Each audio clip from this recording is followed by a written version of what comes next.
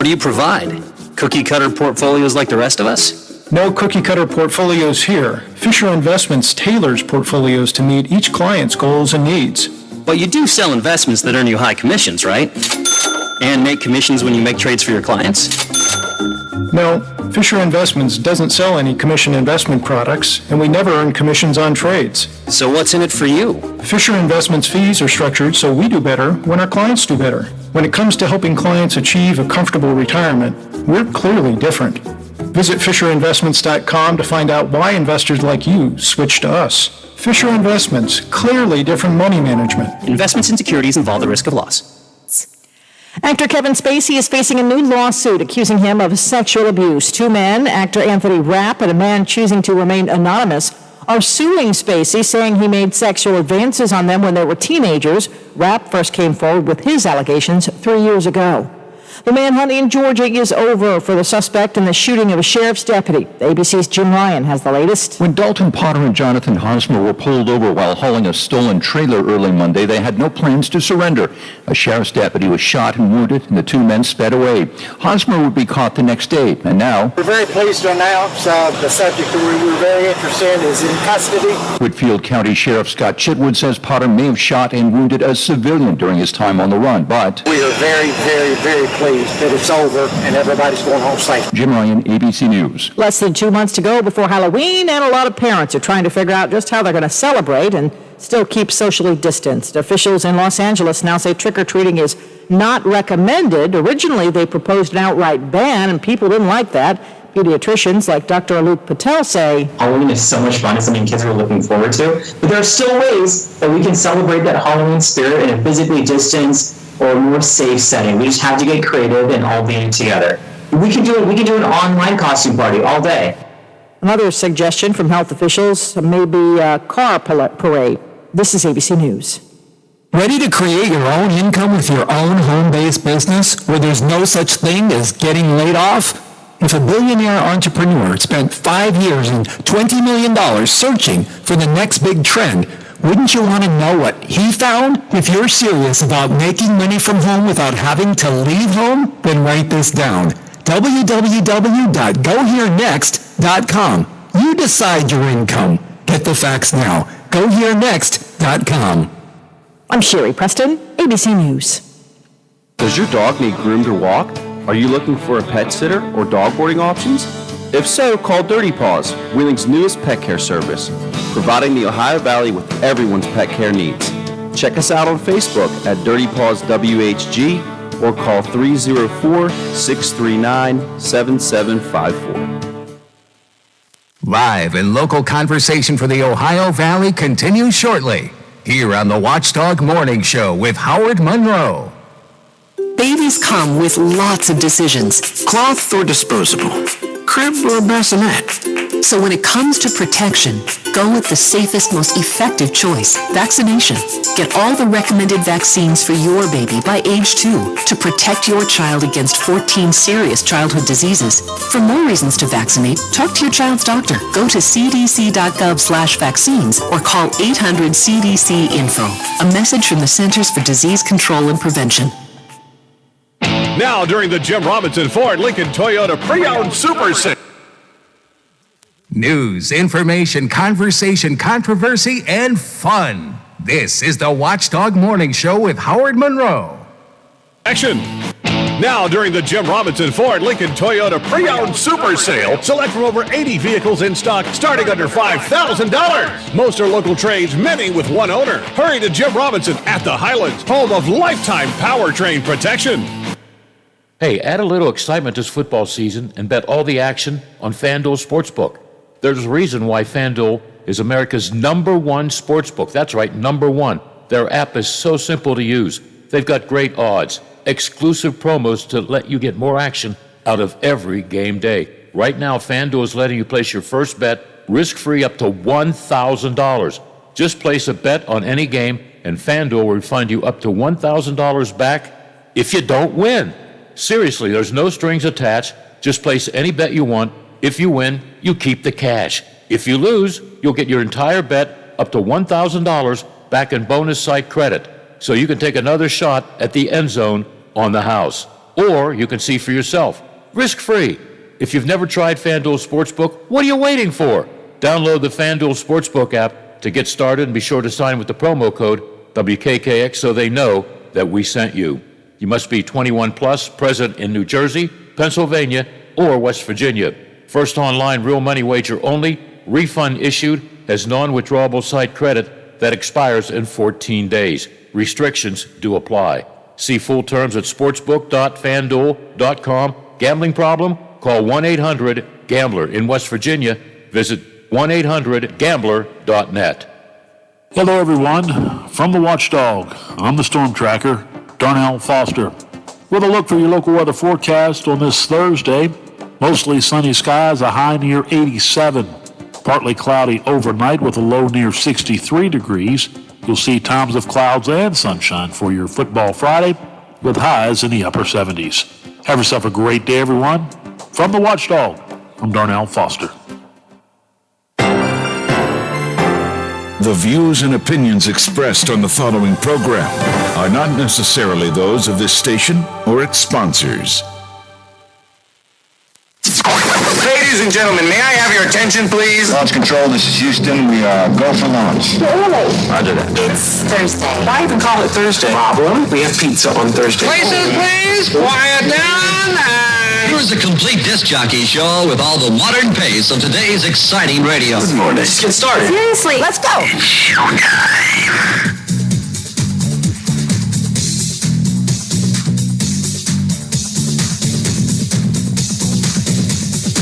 News, information, conversation, controversy, and fun. This is the Watchdog Morning Show with Howard Monroe.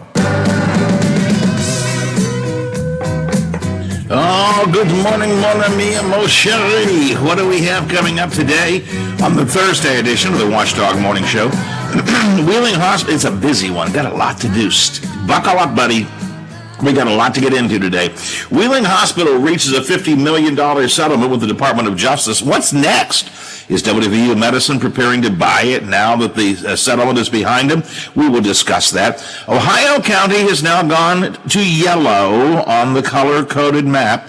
West Liberty University picks up nearly a dozen new active cases. Ohio County's Health Administrator Howard Gamble is going to join us to talk about the latest numbers, the back-to-school situation, and preparing for a vaccine as well. It's all coming up on the show. Governor Justice says West Virginia is at a critical stage for COVID right now and may have to take additional steps. The governor may have to take additional steps to try to deal with that. Senator Joe Manchin coming in to discuss the latest COVID relief bill proposed by Senate Republicans. Wheeling's 311 reporting system getting an upgrade with the help from Councilman Ben Seidler. He's going to be in to help us explain about that. In the D.C. Digest, oh my Lord, damning quotes and tapes from Bob Woodward's new book that's out about President Trump. We will hear some of those clips, and we will talk about what it could mean for the president.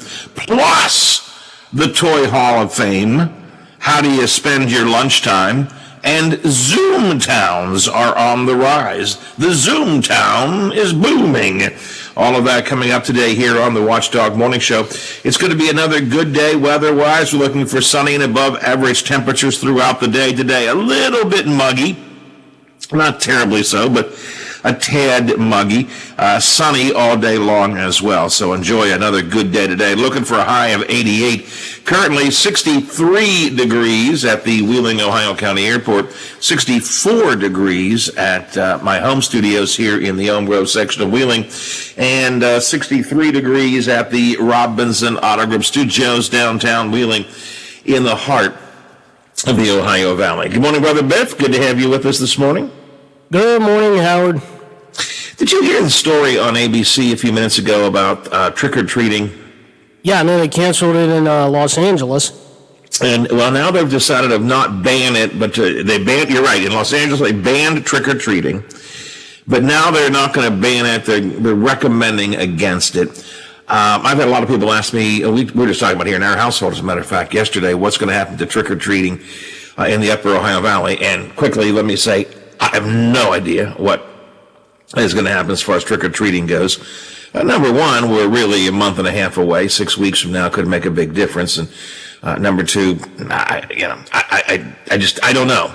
I guess if you're trick or treating, Biff, you're already wearing a mask, right?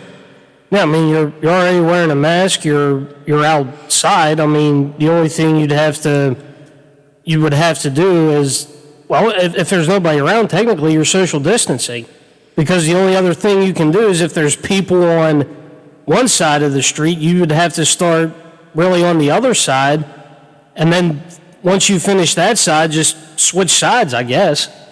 I mean, it would be easy to social distance if parents and kids were to choose to. Now, at my house, on trick-or-treat night, on Halloween night, they stack up on the front lawn, one after another, waiting to come up and shake their bag and get their trick-or-treat. But it would not be that difficult, really, if parents would say, all right, Johnny, stay right here. There's somebody up at the porch.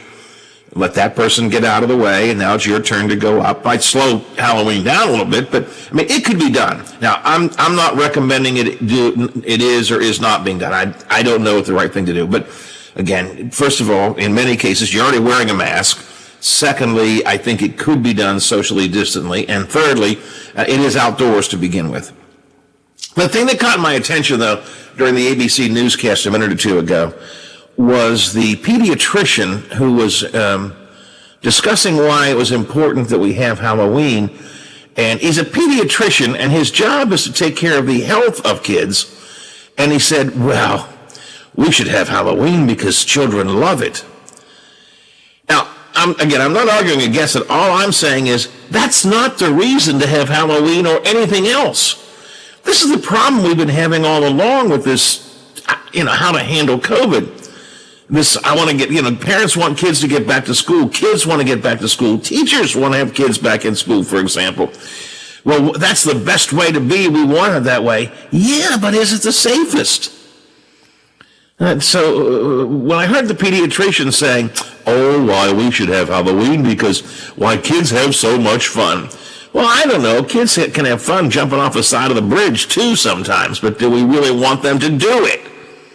So I couldn't help but think it was kind of in a little nutshell what's wrong with the way we've been approaching COVID and the return to normalcy from COVID. We're approaching it as if the important thing is what makes us feel good, not physically, not health-wise, but what makes us feel good. Why?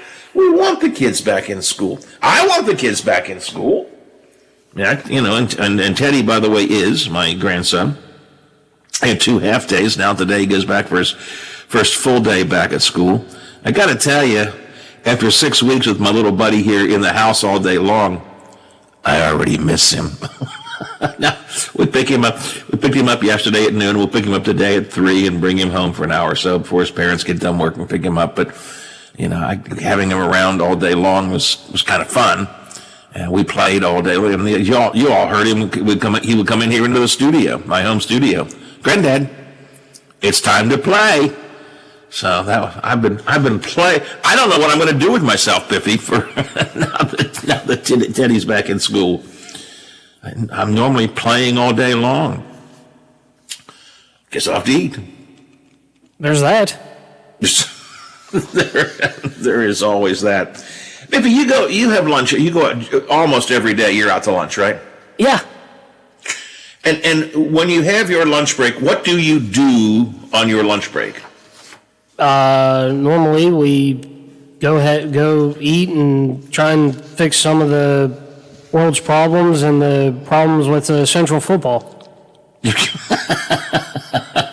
If they would just listen to you, Biff. If they would just listen to you guys, they could probably... I don't know if they could do better. Anyways, they do pretty well. But a new survey, interesting, only 20% of people, of course, to me, I'm the same way. When you go to lunch, well, what do? You eat. That's what lunch is for. You eat and have conversation. Yeah, otherwise it's not lunch. I mean, otherwise it's, I don't know what it is. A new survey out, only 20% of the people take their lunch break to actually eat lunch. Which is kind of weird. What do people do instead of eating lunch at lunchtime? Number 10 on this list is online shopping. Now, I'm online shopping all day long. I don't need a lunch break to do that. Number 9, catch up with family and friends. And number 8, make lunch, but eat it when you get back to work. I mean, I guess I know, for example, yesterday, I know you went up to Tito's, right? Yeah, I went up there yesterday and brought it back here and ate here, and then whatever little bit I had to finish, I finished after eating. I got to tell you, that taco salad that you were having looked mighty good. It was good. It looked mighty good. It was good. That's good, and the chef salad up there is good too, if you like that.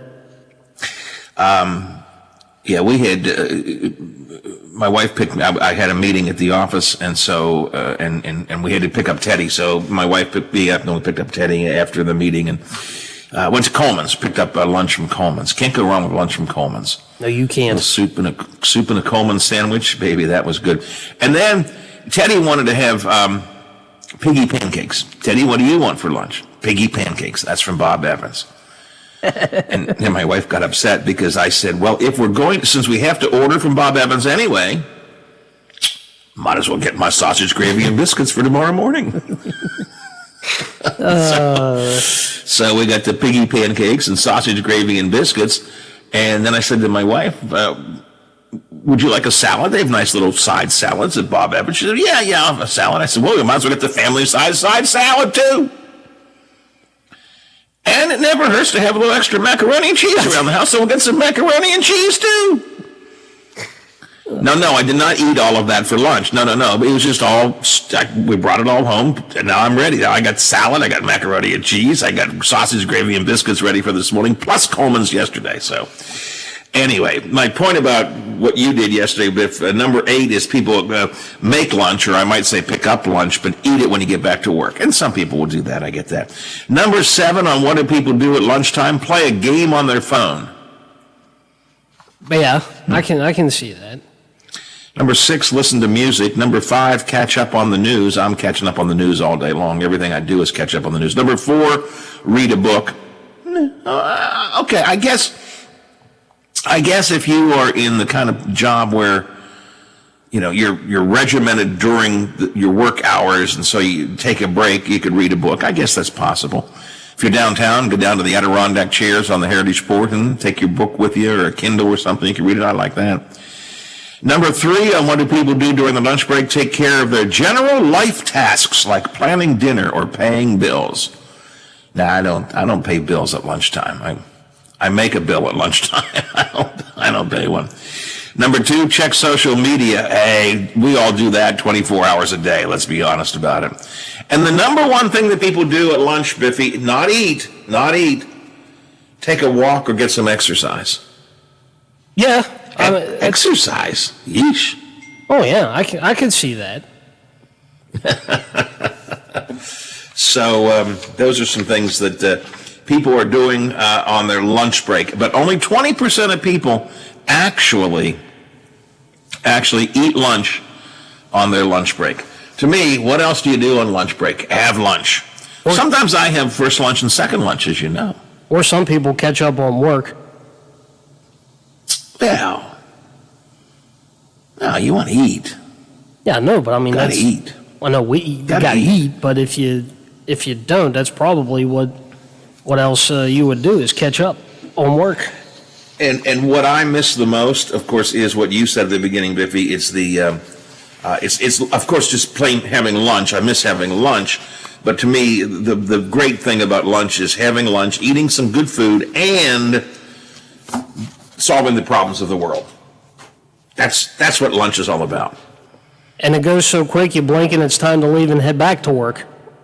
Absolutely right. Or you forget to go back to work, and the next thing you know, you've missed a meeting. And I've had that happen before, too. 7:21 on the Watchdog Morning Show and 63 degrees at the Wheeling, Ohio County Airport. We have someone on the CityNet hotline?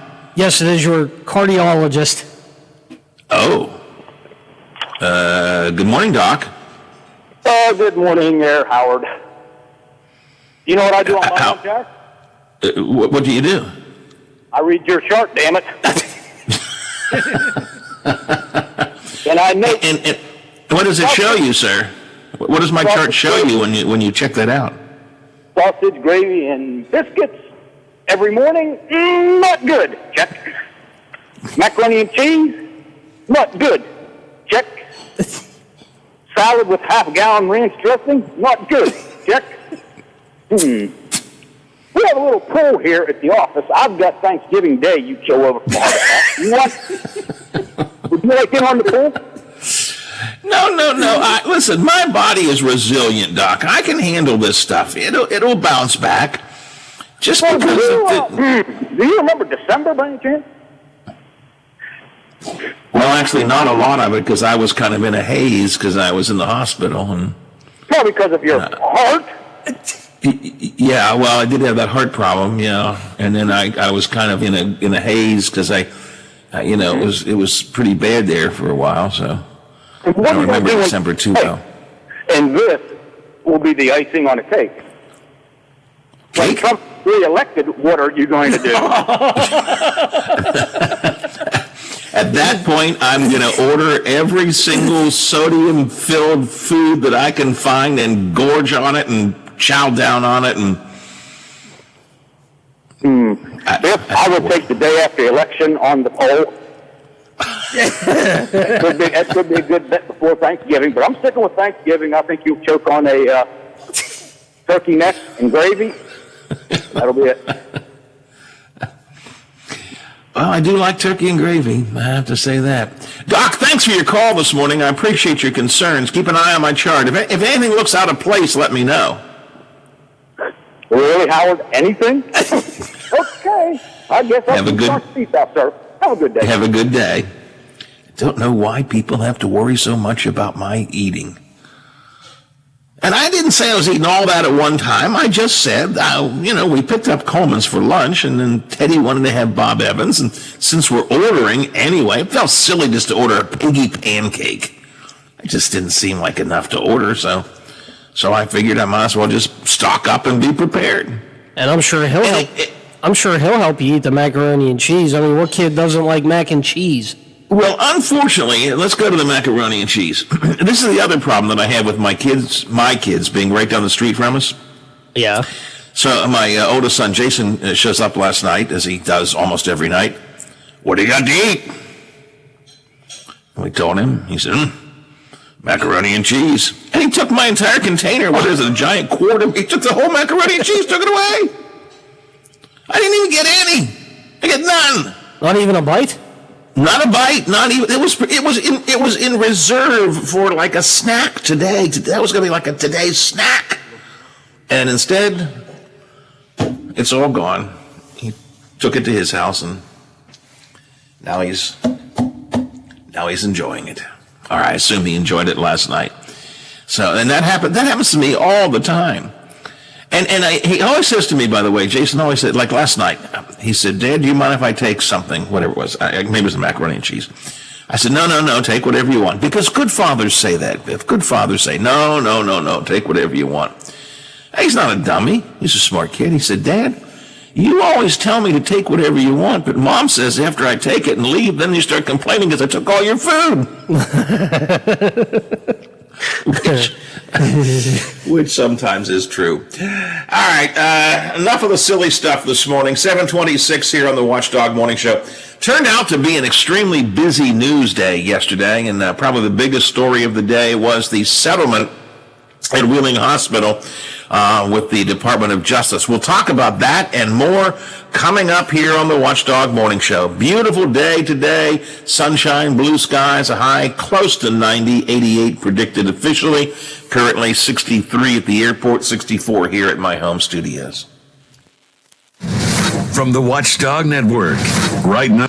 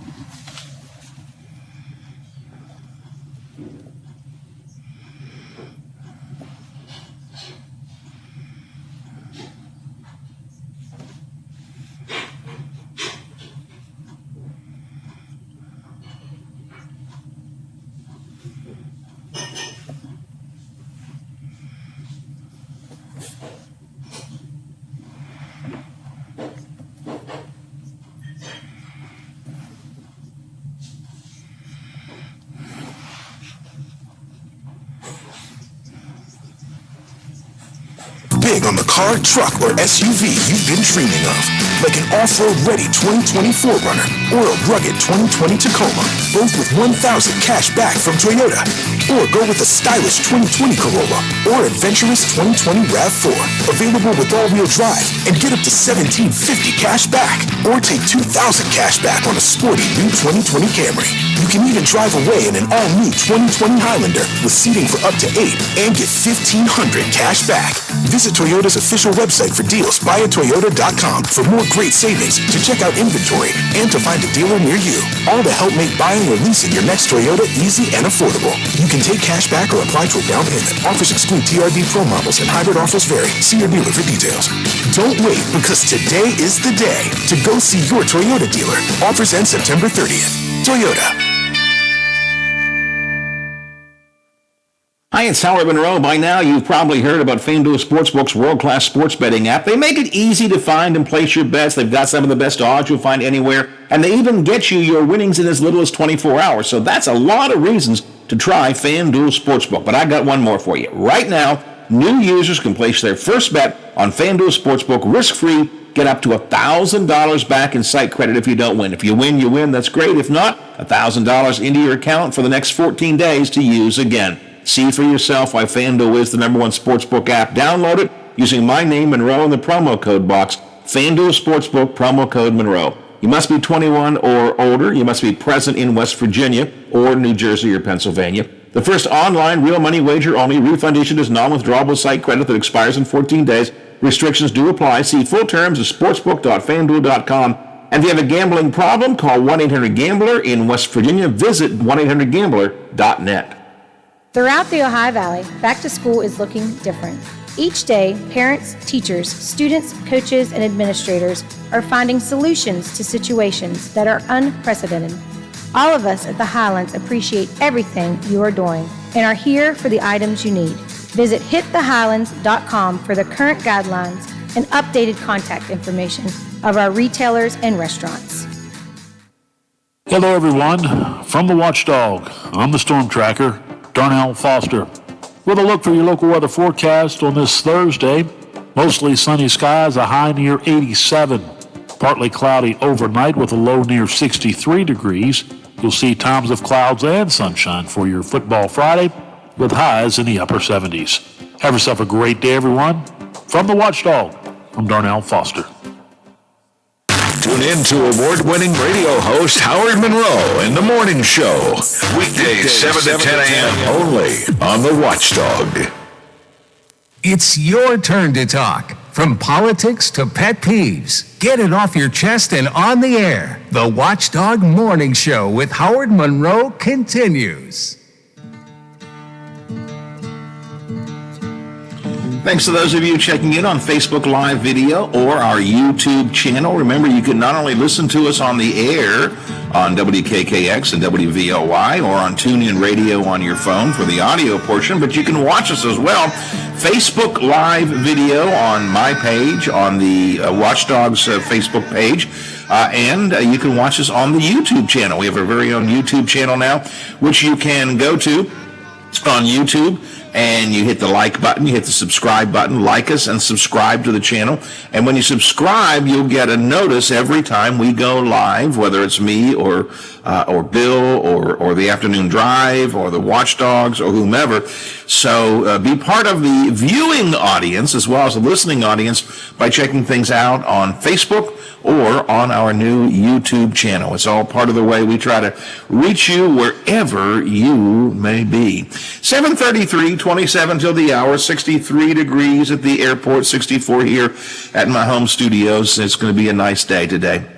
So the big story, I guess, yesterday, Brother Biff, came out of the Department of Justice involving Wheeling Hospital. Yeah, you could say that. It was as expected. You all remember that there had been a whistleblower lawsuit claiming that Wheeling, filed back in, I think it was 2017, claiming that Wheeling Hospital had violated what was called the Stark Law and some anti-kickback laws. Essentially, the claim was that Wheeling Hospital, under its previous management, had hired doctors at inflated prices with the promise that those doctors would only use or would kick back, not kick back money per se, but would kick back patients to the hospital for blood work and other kinds of testing.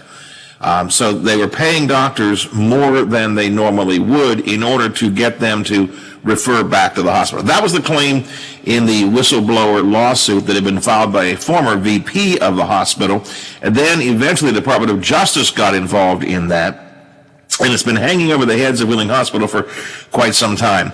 But it has now been settled, as we had been telling you it probably would be, for around $50 million. That was the settlement that the Department of Justice announced yesterday. Wheeling Hospital has agreed to pay the United States a total of $50 million to bring an end to that lawsuit. It removes the cloud over the hospital, I think. It leaves a lot of unanswered questions in my mind. Number one, where's the $50 million going to come from? And keep in mind the hospital owned by the Diocese of Wheeling-Charleston. Now, we know they had a lot of money floating around. Bishop Bransfield certainly used a lot of it, former Bishop Bransfield, but $50 million is a pretty big chunk of change. So how is that going to be paid out, and when's it going to be paid out, and where's it going to come from, and what is that going to mean to the diocese itself? That, to me, is interesting. And, of course, part of this probably is covered by insurance. I don't know all the details of that. And then the bigger, well, not the big, that is a big question. But a bigger question might be, or a big question, another big question might be, what happens next? What's next? Doug Harrison, the CEO of Wheeling Hospital, the fairly new CEO of Wheeling Hospital, has told us several times on this show that quite clearly WVU Medicine wants to buy Wheeling Hospital. That was clearly what they had in mind when WVU Medicine signed a management agreement with Wheeling Hospital.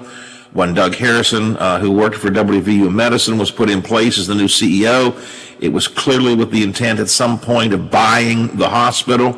It was only a month or so ago we talked to Doug about some of this stuff and on the air here, and he said that they were hoping once this lawsuit got behind them that they could move forward on that plan. Now, that's not a done deal as far as I know.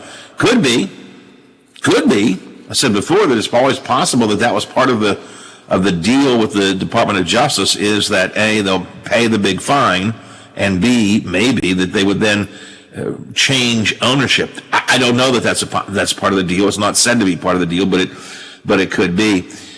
So Doug Harrison yesterday said the settlement was in the best interests of the long-term viability of the hospital and the Upper Ohio Valley community. I'm quoting from his statement, prolonging the lawsuit would have paralyzed the ability of the hospital to attract the best physicians and to make the necessary capital improvements to ensure the highest quality health care continues to be provided in the Ohio Valley. So, and all of that I think is true, but again, my question is $50 million coming from somewhere. Is it coming out of hospital revenue? I mean, the hospital already had, what were the numbers, Biff? $18 million loss in this year so far? I think that was the number that they talked about, when they offered up some voluntary layoffs. I think it was 18 million this year, 11 million last year, something like that. Or 20, was it 21 total?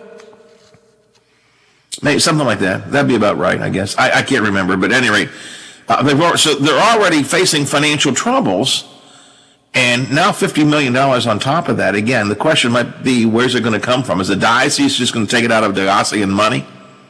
Could be. I don't know.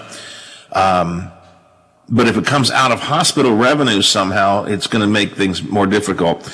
I invited Doug Harrison to come on the show today, but he did not choose to avail himself of that possibility. He did issue, as I said, a statement, which I've got here from Harrison. The settlement will not impede the hospital's focus on patient care, nor its commitment to compliance, ethical conduct, and integrity. Doug Harrison says that part of this agreement does not include a 5-year monitoring plan. A Department of Justice settlement like this often requires a long-term monitoring agreement. You'll pay your fine, and the Department of Justice will keep a very close eye on how you run things. According to Doug Harrison, in recognition of the significant leadership changes at the hospital, this does not require the 5-year monitoring agreement normally required for lawsuits of this type. So, and more importantly, the action against the hospital was dismissed with prejudice without any admissions of wrongdoing. In other words, they didn't say we did it. They just said we'll pay for it and get it behind us. So, to me, the two big questions are, number one, where's the money coming from? And there are options there, but it could be the diocese. It could be from hospital revenue. I just don't know. Where's the money coming from to pay the $50 million settlement? And then I think it's probably a pretty good conclusion that they're going to look to buy the hospital now. So when will that happen? When will WVU Medicine step up to the plate and prepare to buy the hospital? I know that there are rumblings among the informed. I guess that's about the best I can say.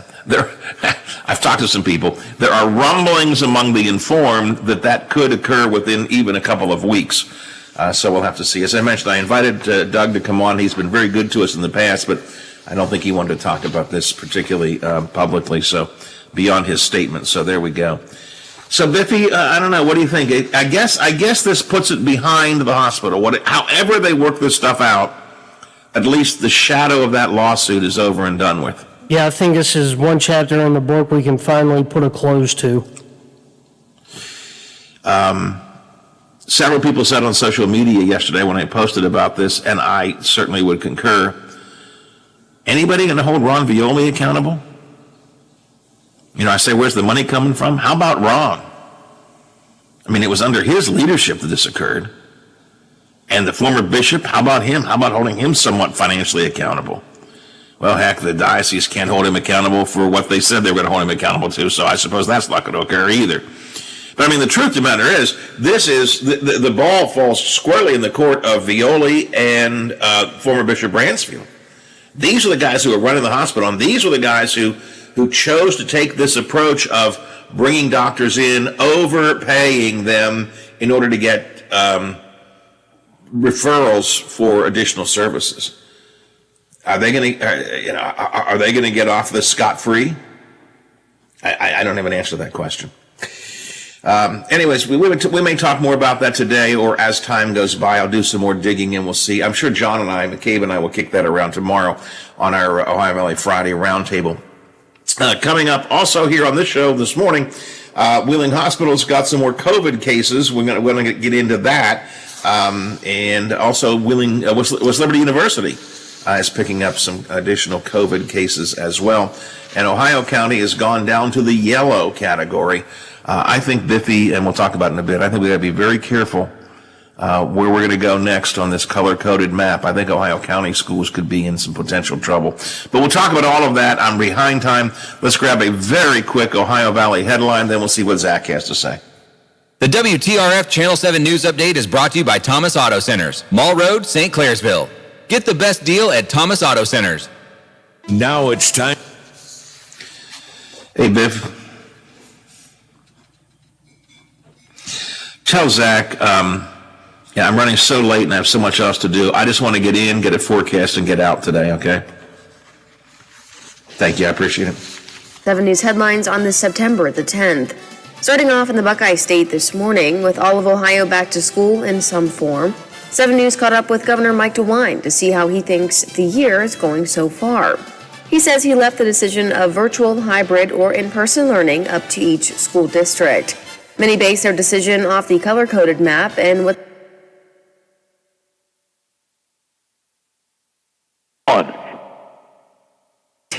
Heading across the river, 2 seniors at John Marshall High School have been named semifinalists for the 2020 National Merit Scholarship. Liz Stoffel and Zara Zervos are among 16,000 students nationwide on this year's list. 7,600 scholarships worth around $30 million. 15,000 students will advance to the finalist standing in February. And listen to this, the next show of hands will be looking a little different this time around. The crowdfunding event is going virtual rather than in person. Instead of an event with hundreds of people, it will now feature 4 videos with the competing businesses. Once the videos are ready to be watched, viewers can cast their vote along with a $5 donation right on the website for Wheeling Heritage. Organizers say small businesses need this money more than ever. That was a look at your headlines. Have a great Thursday, everyone. You can now watch the Legislative Watchdogs every Wednesday morning from 9 to 10 a.m. on Facebook Live. Talk radio taken to the next level. Only on the Watchdog. Give us a call and tell us what you're thinking. Locally, 304-214-1600. Out of the area, toll free, 866-514-1600 or 304-232-TALK. Live and local for the Ohio Valley, the Watchdog Morning Show with Howard Monroe continues.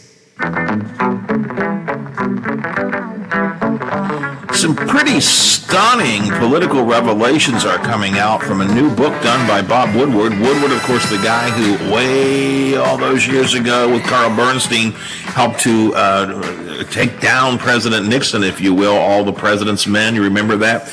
Woodward has written, I think it's 18 books about the presidency and other institutions of the nation's capital. New one is out called Rage.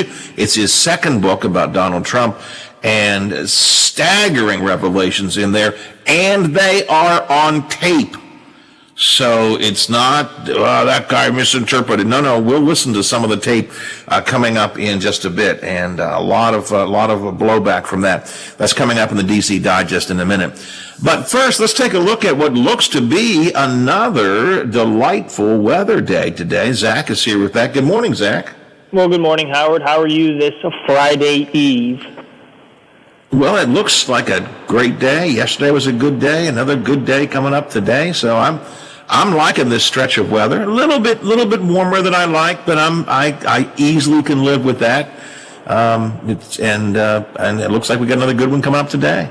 Yes, we do. It's certainly going to look beautiful outside. It's just actually going to feel muggy. I'm expecting to see dew point values back near 70, and anytime those dew points get close to 70 is whenever that pit dripper weather you can wear, mugginess is certainly going to be high. So, again, I agree with you. It's going to look beautiful outside. There could be a few more clouds in the Ohio Valley skies today compared to what it was yesterday, but it will be noticeably more muggy today than what it was yesterday. That's going to be the major talking point for today. A beautiful weather day expected, high temperatures into the low to mid-80s, but it's just going to be certainly muggier compared to what it was yesterday. And so just enjoy the day today. And again, tomorrow, still another pretty good day in store, right?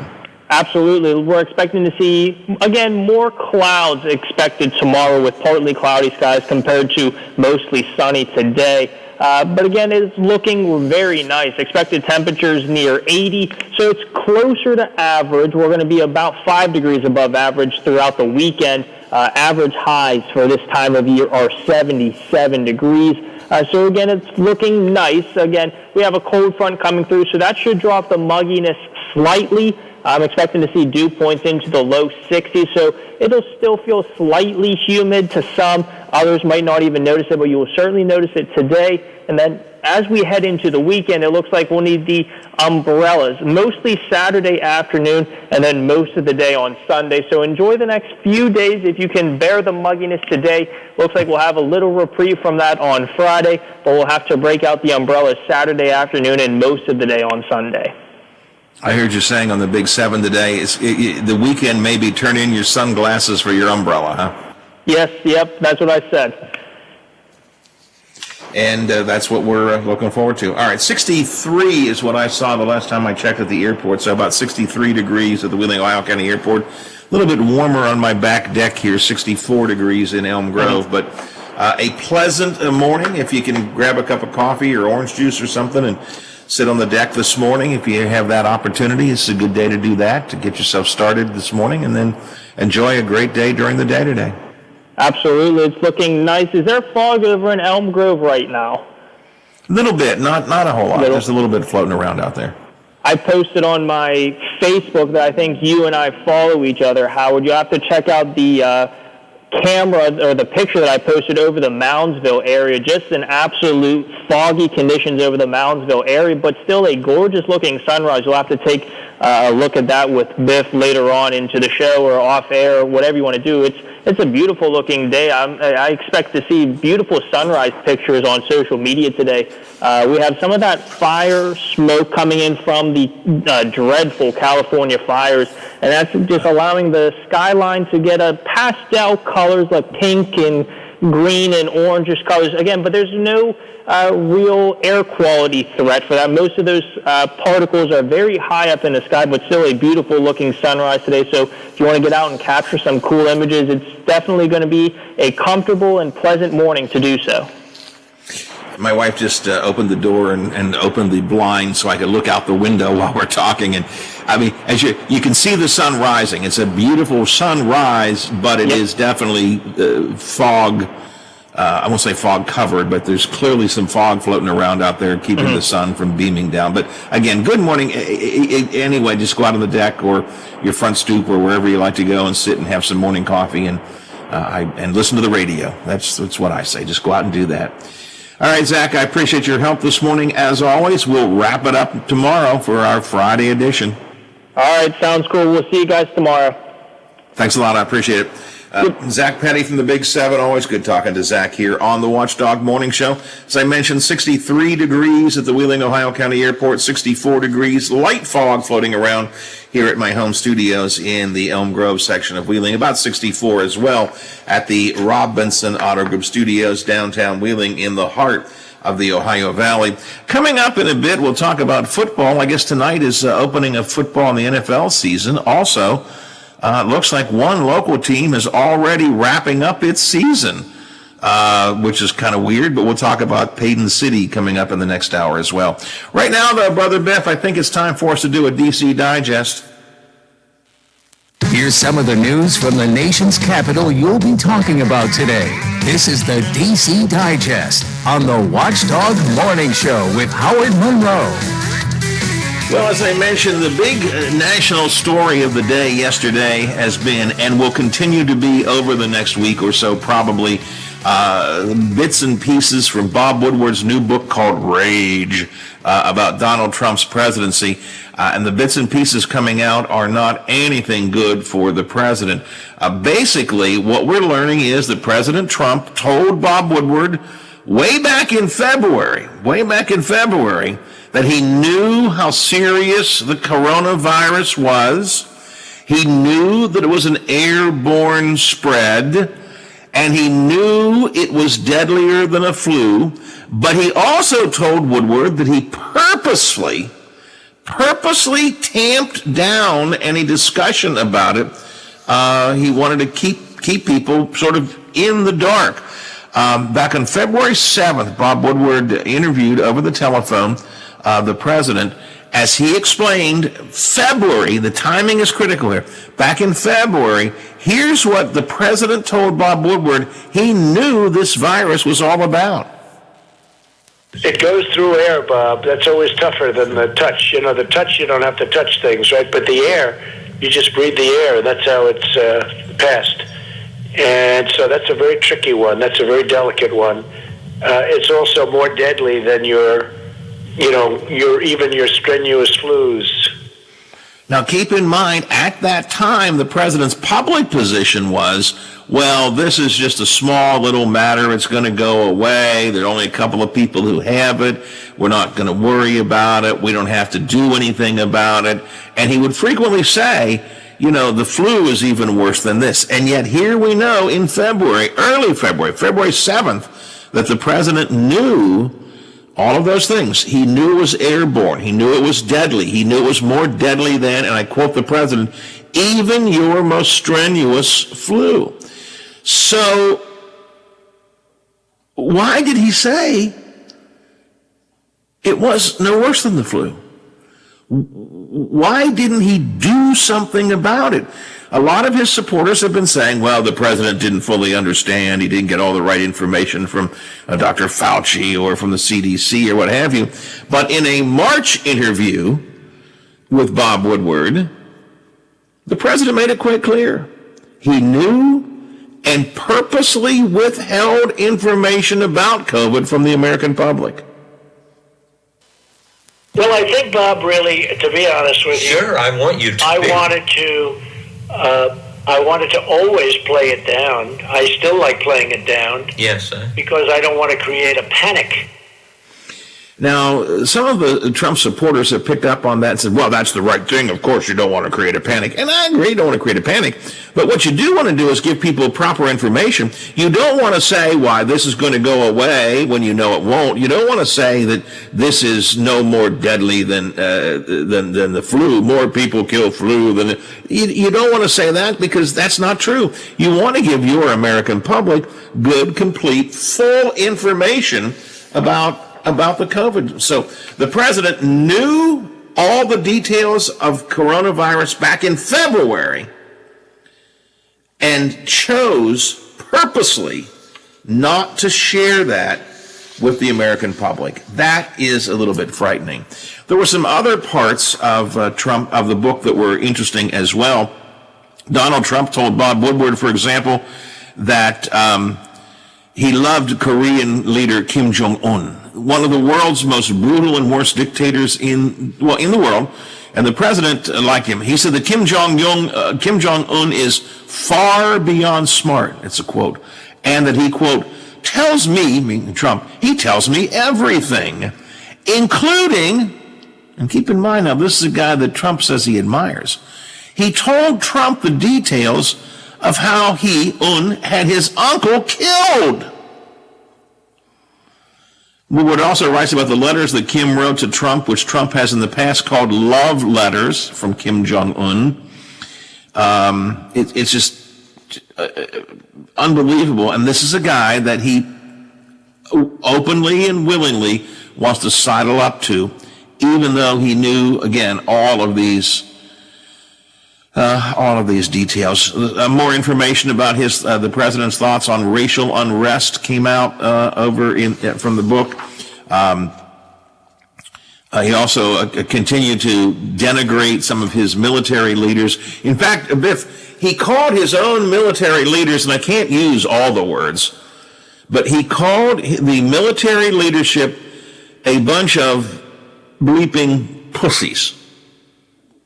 That's how President Trump, and again, this is on tape, so it's not Bob Woodward misinterpreting or taking out of context. You can hear the tapes.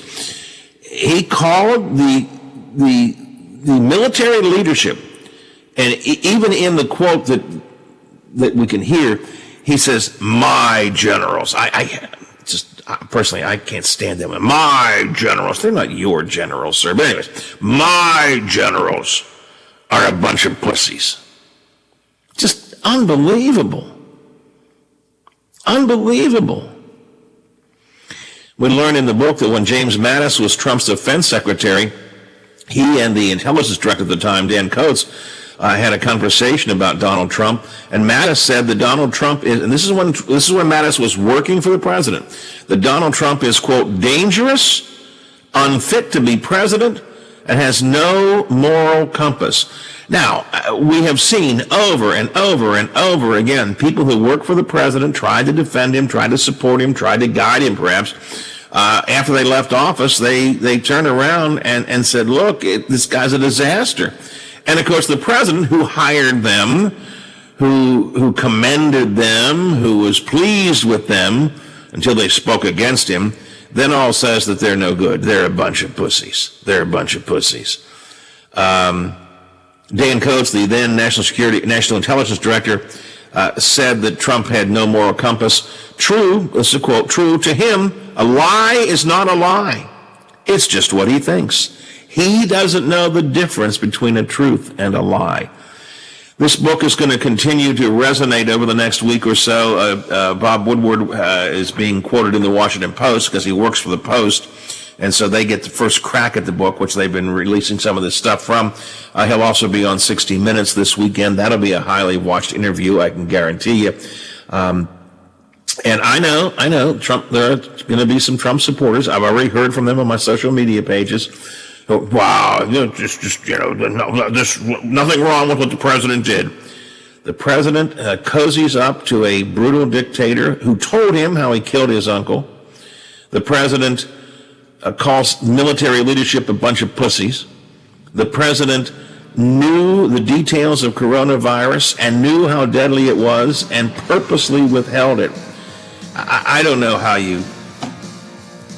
I don't know how you recover from that, but I guess I do, because some of his followers, many of you, no doubt, are just cultists and will believe and support him no matter what.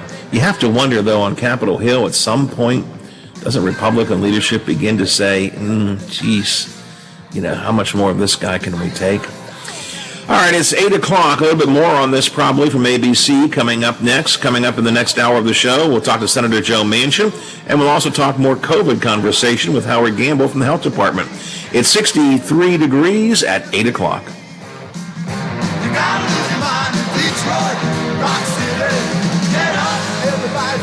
The Watchdog is FM 98.1, AM 1600 WKKX Wheeling, FM 97.7, AM 1370 WVLY Moundsville. The ABC News is brought to you by Thomas Auto Centers, Mall Road, St. Clairsville. Get the best deal at Thomas Auto Centers.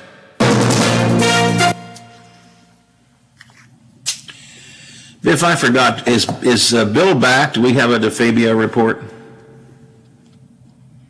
All right, I'm going to do a couple of sports things and FanDuel before I get to Howard Gamble, so we'll run that in that. Yeah, I'll do that in that opening segment, okay? All right, I'll be back in a minute.